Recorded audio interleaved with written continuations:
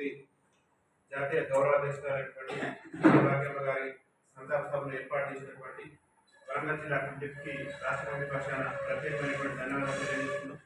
వాస్తవంగా ఈ ఉద్యమాల్లోకి నేను రావడానికి కూడా మూలం కూర్చుని మా అమ్మగారే ఆమె ఇచ్చినటువంటి స్ఫూర్తితో నేను ఈరోజు ఈ ఉద్యమాలు కూడా చేయగలుగుతున్నా. ఈ మధ్య అకారణంగా కొంతమంది రాజకీయ కక్షలు అనేటటువంటివి ఈరోజు ఈ ఉద్యమాల్లో రావడానికి కూడా కారణమైనటువంటి మీ అందరూ కూడా వివరించాల్సిన అవసరం బాధ్యత నా మీద ఉన్నది. నేను చిన్నతనంలో 5వ తరగతి చదువుతున్న సందర్భంలోనే కొంతమంది మా గ్రామానికి సంబంధించినటువంటి అగ్రవర్ణానికి సంబంధించినటువంటి లీడర్లు మా కుటుంబం మీద అక్రమ కేసులు పెట్టి మా తల్లిదండ్రులు మా బాబాయిని అందరినీ కూడా అక్రమ కేసులు పెట్టి ఇబ్బంది పెట్టే ప్రయత్నం చేశారు. అది ఏ విధంగా అంటే మా తాతగారు బిడ్డ రామయ్య అని చెప్పేసి ఆయన సంపాదించినటువంటి కొంచెం ల్యాండ్ ఉంది.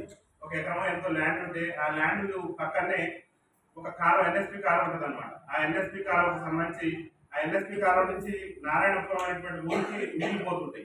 అయితే నీళ్లు పోతున్న సందర్భంలో అప్పుడు కరువు కాటకాలు వచ్చి కాలువలో నీళ్లు వస్తున్నాయి. ఆ నీళ్లు వస్తున్న సందర్భంలో ఆ నారాయణపురం చెరువులో నీళ్లు లేకపోవడంతో ఆ నారాయణపురం గ్రామస్తులు ఏం చేశారంటే మా పొలం సాయిగా ఒక పెద్ద గండి పెట్టి వాళ్ళ చెరువు నింపుకోవడం కోసం గండి పెట్టారు.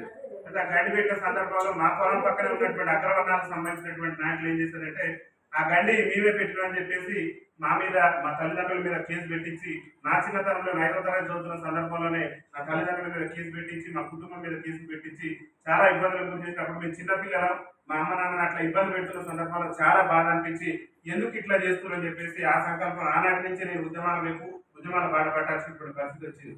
అయితే ఆ నారాయణపురం హాస్టల్లో వచ్చి స్టేషన్లో చెప్పారు ఆ గండి పెట్టింది పాపం వాళ్ళు కదయ్యా మీరే ఆ గండి పెట్టినని చెప్తే మామూలుగా ఉన్న రాజకీయ నాయకులు వాళ్ళ స్వార్థం కోసం ఆ నారాయణపురం గ్రామస్తులందరూ కూడా మీరు అట్లా మాట్లాడుతూ వాళ్ళ మీద కేసు చేయాలని చెప్పేసి దాదాపు 15 ఏళ్ల వరకు ఆ కోర్టు చుట్టూ ఆ కేసు విషయంలో మా పేరెంట్స్ చెప్పారు. తప్పు మేము చేయలేదని వాళ్ళు వచ్చి చెప్పినా కానీ తప్పు మేము చేయకున్నా కానీ అగ్రవర్ణ ఆధిపత్యం మా యొక్క రాజకీయ ఎదుగుదలను మా యొక్క కుటుంబ ఎదుగుదలను జీర్ణించుకోలేక మమ్మల్ని ఇబ్బంది పెట్టేటటువంటి ప్రయత్నం చేశారు ఆనాడు ఉన్నటువంటి అగ్రవర్ణ నాయకులు. ఆ అగ్రవర్ణ నాయకులతోని వాళ్ళు చేసినటువంటి ఏ తప్పు అయితే ఉందో ఆ తప్పును వాళ్ళు తెలిసే విధంగా చేయాలి, వాళ్ళ భర్తం పట్టాల్సినటువంటి సంకల్పంతో మరి ఆ చిన్నతనం నుంచి 5వ తరగతి నుంచి కూడా ఉద్యమాలకు ఆకర్షితులై ఈ రోజు ఈ స్థాయికి ఉద్యమ రాష్ట్ర అధ్యక్షుల స్థాయికి వచ్చినట్టే మా అమ్మగారు ఇచ్చినటువంటి స్ఫూర్తితోనే ఎక్కడ ఏ అన్యాయం జరిగినా అర్ధరాత్రులు నిద్రాగారాలు లేకుండా కూడా బస్టాండ్లలో పండుకొని కూడా నేను ఉద్యమం చేసిన సందర్భంలో ఏ తల్లైనా తన కొడుకు ఎప్పుడు ఇంటికి వస్తున్నాడని ఎదురు చూస్తుంది. మా అమ్మగారు చెప్పేది నేను ఇట్లా వికలాంగుల మీటింగ్ మీద వెళ్తున్నట్టే కొడక 10 మందికి ఉపయోగపడ్డప్పుడే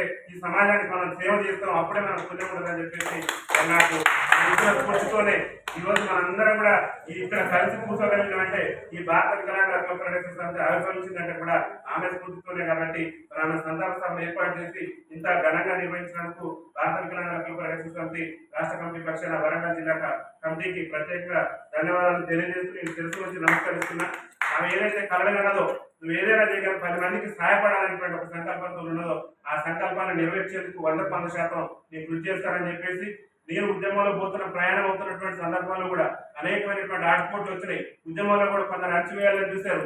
రాజకీయంగా నా ఎదుగుదలను చూసి జీర్ణించుకోలేక ఆఖరి నన్ను చంపేందుకు కూడా ప్రయత్నం చేశారు. కుట్రలు కుతంత్రాలు ఎన్ని చేసినా కానీ వాటి అన్నింటినీ కూడా అధిగమించుకొని నేను హక్కుల సాధన కోసం ఆత్మగౌరవం కోసం ఈ సమాజంలో అనగాడినటువంటి వికలాంగుల సామాజిక వర్గానికి అండగా నిలబడాలి మా అమ్మ ఇచ్చిన స్ఫూర్తితో అని చెప్పేసి మళ్ళీ నేను ముందుకు పోయే ప్రయత్నం చేస్తున్నా. నేను ముందుకు పోతున్న సందర్భంలో కూడా మా జిల్లాలో ఉద్యమాలలో కూడా కొంతమంది నన్ను ఇబ్బంది పెట్టి మరి నా ఎదుగుదలను కూడా జీర్ణించుకోలేకుండా చేస్తున్న సందర్భంలో కూడా ఇక్కడే మన వేదిక ముందు ఉన్నటువంటి కొల్లూరి బాబన్న నేనున్నా అన్న నువ్వు ఏ సంకల్పంతో పోతున్నా ఆ సంకల్పంతో నువ్వు ముందుకు నడువు నేనున్నా అని చెప్పేసి భరోసా ఇచ్చి ఈ భారత వికలాంగుల పరిరక్షణ సంస్థని ఇలా రాష్ట్ర స్థాయిలో ఒక గుర్తింపు తీసుకొచ్చేటువంటి ప్రయత్నం చేసిన కొల్లూరు బాబన్న గారు కూడా నేను తెలుసు వచ్చి నమస్కరిస్తున్నా. నా తల్లిదండ్రుల తర్వాత నేను అత్యధికంగా గౌరవించే వ్యక్తి ఎవరు ఉన్నారంటే అది కొల్లూరు బాబన్నే. నాకు ఏ ఇబ్బంది వచ్చినా కష్టకాలంలో నష్టకాలంలో ఏ సమస్య వచ్చినా కానీ మా తల్లిదండ్రుల తర్వాత నాకు ఎక్కువ నన్ను చూసినటువంటి వ్యక్తి కూడా బాబన్నే. వారిచ్చిన స్ఫూర్తితోనే అమ్మగారు ఇచ్చినటువంటి స్ఫూర్తితోని మరింత ఉద్యమాన్ని ముందుకు తీసుకెళ్లేటటువంటి ప్రయత్నం చేస్తానని చెప్పేసి తెలియజేస్తూ ఈ సంతాప సభలో మీకు ఒకటే చెప్తున్నా, నా కొన ఊరుకున్నంత వరకు మన జాతి కోసం నా పోరాటం కొనసాగుతుందని చెప్పేసి కూడా ఈ సందర్భంగా మీకు తెలియజేస్తూ ఇంకో ముఖ్య విషయం ఏంటంటే మా గ్రామం ఎస్సీ జనరల్ అయింది, ఎస్సీ మహిళా రిజర్వేషన్. భవిష్యత్తులో నేను గ్రామ పంచాయతీ వార్డు మెంబర్ పోటీ చేస్తే దాదాపు 100 కోట్ల మెజార్టీతో కూడా అక్కడ గెలవడం జరిగింది.